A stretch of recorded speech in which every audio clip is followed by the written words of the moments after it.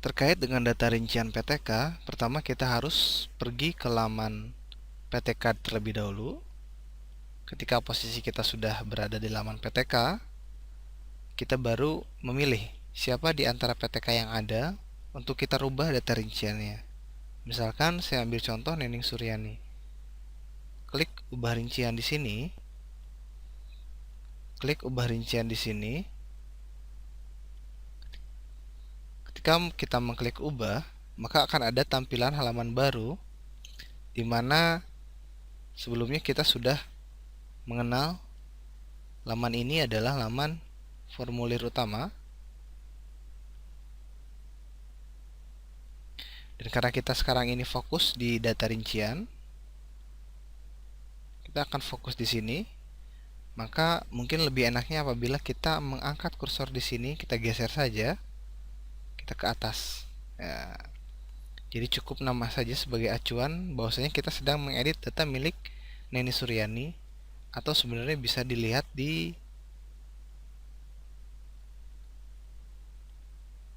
sini nama. Nah, ataupun juga di sini terlihat warna biru, itu tandanya PTK tersebut terpilih. Nah, sekarang terkait dengan isian yang ada di data rincian ada banyak sekali, diantaranya anak, beasiswa, buku, diklat, karya tulis, kesejahteraan, tunjangan, tugas tambahan, in-passing. Bagi yang swasta khususnya in-passing mesti diisi. Bagi mereka guru-guru GTY atau non-PNS, penghargaan, nilai tes, riwayat gaji berkala, riwayat jabatan struktural, riwayat kepangkatan, riwayat pendidikan formal, riwayat sertifikasi, riwayat jabatan fungsional. Baik, kita akan coba bahas satu persatu dimulai dari formulir anak. Kita pilih terlebih dahulu formulir anak. Ketika sudah, nah di sini ada beberapa tombol. Tombol ini sudah memiliki fungsinya masing-masing. Pertama, untuk anak kita tambah, misalkan statusnya anak ini anak kandung. Jenjang di sini adalah anak ini sekarang dia usia berapa atau kelas berapa. Misalkan dia saat ini sedang SD, NSN-nya belum ada, tidak apa-apa. Nama anaknya misalkan Ria Indriani. Nah, di sini jenis kelamin perempuan, tempat lahir misalkan Bandung, tanggal lahirnya kita ambil contoh misalkan tanggal lahirnya 2005, bulan April tanggal 12, tahun masuk ke sekolah ini, ke SD terutama, dia masuk di tahun 2013 misalkan, tahun ini. Setelah itu kita simpan dengan menekan tombol simpan. Ya, maka kolom satu anak ini telah terisi di data rincian untuk Ibu Neneng Suryani. Dia punya anak kandung namanya Ria Indriani. Nah, begitulah cara pengisian mengenai data rincian. Untuk selebihnya kita coba cek di beasiswa. Nah, misalkan Bu Neneng ini dia pernah mendapatkan beasiswa, misalkan beasiswa prestasi, terangan prestasi juara 1.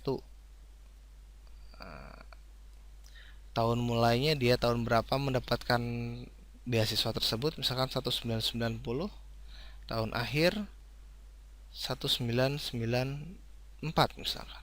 Masih menerima? Tidak. Kemudian simpan. Nah, apabila dia punya lebih dari 1, silahkan tinggal ditambahkan saja beasiswanya seperti apa, keterangannya diisi, tahun mulainya kapan, tahun akhirnya kapan, masih menerimanya, ya atau tidak. Berikutnya kita ke data rincian buku. Buku di sini apabila seorang PTK ini sudah mempunyai ataupun mengeluarkan buku, silakan diisikan judul bukunya, tahun berapa dia dikeluarkan buku itu, dan penerbitnya siapa. Gitu. Jadi kalau dia punya atau mengeluarkan buku, silahkan diisikan. Kemudian diklat, misalkan diklat prajabatan, prajabatan golongan 3, penyelenggara misalkan dari Pemda setempat, tahun 2098, maaf, perannya sebagai peserta tingkat 2, berapa jamnya, misalkan di sini ada 24 jam. Klik simpan saja. Nah, silakan untuk jenis-jenis pendidikan dan pelatihan yang pernah diikuti silakan dimasukkan di sana. Berikutnya karya tulis. Karya tulis di sini karya tulis apapun, bisa berupa makalah atau apapun, silakan diisikan. Misalkan judulnya apa, teknik rekayasa genetik misalkan, tahun pembuatannya tahun 2012, publikasinya jurnal ilmiah misalkan, untuk perlombaan karya ilmiah misalkan. Jadi silahkan apabila di sekolahnya ada PTK yang banyak mengikuti perlombaan atau apapun, mengeluarkan karya tulis, silakan untuk dimasukkan. Kesejahteraan. Nah, data rincian kesejahteraan di sini ini terkait dengan asuransi. Pilihannya ada beberapa. Asuransi kesejahteraan. Namanya. Ini kalau misalkan dia mengikuti, silakan isikan. Kalau tidak apa-apa, tidak menjadi suatu keharusan untuk diisi. Namun lebih lengkap lebih baik. Kemudian tunjangan karena dia PNS, dia tunjangan profesi guru, namanya tunjangan sertifikasi. Kemudian tugas tambahan ini adalah tugas tambahan apabila dia ada tugas lain selain menjadi guru. Misalkan di SMP diakui kepala sekolah, wakil kepala sekolah, kepala laboratorium, kepala perpus. Nah, mungkin seperti itu. Kemudian in passing ini khusus bagi mereka yang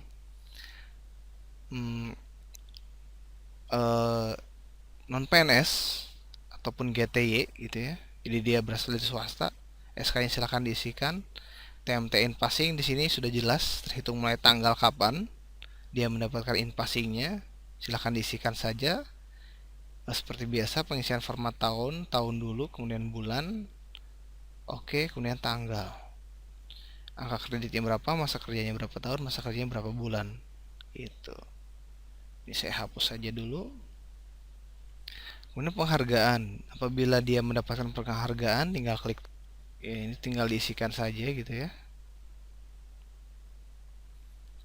Berikutnya kita akan mulai ke nilai tes. Nilai tes di sini, misalkan seorang guru PTK itu pernah mengikuti jenis tes apa, silakan dimasukkan saja. Caranya sama untuk format pengisian ini.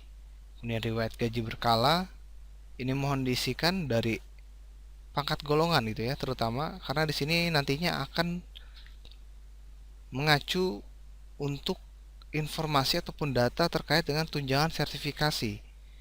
Karena tunjangan sertifikasi besarnya itu tergantung dari isian data pangkat golongannya dan berapa masa kerja tahunnya. Itu ya, di sini sudah jelas bagaimana pengisiannya, pangkat golongan, nomor SK-nya berapa, tanggal SK-nya kapan, TMT kenaikan gaji berkalanya kapan, masa kerja tahun sudah jelas, masa kerja bulan, gaji pokoknya berapa. Kemudian ke riwayat jabatan struktural. Riwayat jabatan struktural ini adalah misalkan seorang kepala sekolah sebelumnya dia menjadi seorang guru ataupun mungkin sebelumnya bukan seorang guru. Nah, itu silakan diisikan jabatan struktural di sekolah misalkan. Silakan diisikan. Kemudian kalau misalkan sebelumnya guru ya sudah tidak perlu diisikan. Kalau misalkan kepala sekolah, misalkan dia sebelumnya menjadi guru mengajari sekolah ini ya tuliskan. Kemudian riwayat kepangkatan sudah jelas. Riwayat kepangkatan di sini adalah kapan dia mendapatkan pangkat golongannya. Misalkan beranjak dari golongan 2A naik ke 2B, 2C, 2D, 3A, 3B, 3C, 3D, ke 4A dan seterusnya. Sudah jelas pangkat golongannya, nomor SK-nya berapa, tanggal SK-nya kapan, TMT pangkatnya kapan, masa kerjanya berapa tahun, dan masa kerjanya berapa bulan. Riwayat pendidikan formal sudah jelas terkait dengan data riwayat sekolahnya. Guru tersebut misalkan gelar ijazah terakhir adalah D1 atau D2 atau D3 atau D4 atau DS2, maka silahkan itu dimasukkan dari mulai dia SD, SMP, SMA, D1, D2, mungkin barangkali ada yang kuliah jenjang pendidikannya D1, D2 ataupun S1, S2, S3, silahkan diisikan gitu ya, gelar akademiknya apa, tentunya seorang guru ini lulusannya sarjana apa gitu ya, silahkan diisikan ya. Kemudian riwayat sertifikasi di sini mengenai riwayat kapan kita ikut atau PTK tersebut mengikuti sertifikasinya, tahun berapa, nomor sertifikatnya berapa, jenis sertifikatnya apa, bidang studi yang diambil untuk sertifikasinya apa, nomor pesertanya berapa. Kemudian riwayat jabatan fungsional terkait dengan ya guru muda, guru pertama. Nah, ini silahkan diisikan apabila dia punya riwayat pangkat golongan. Itu hampir sama seperti riwayat kepangkatan. Jadi silahkan diisikan. Mungkin sekian terkait dengan data rincian. Terima kasih.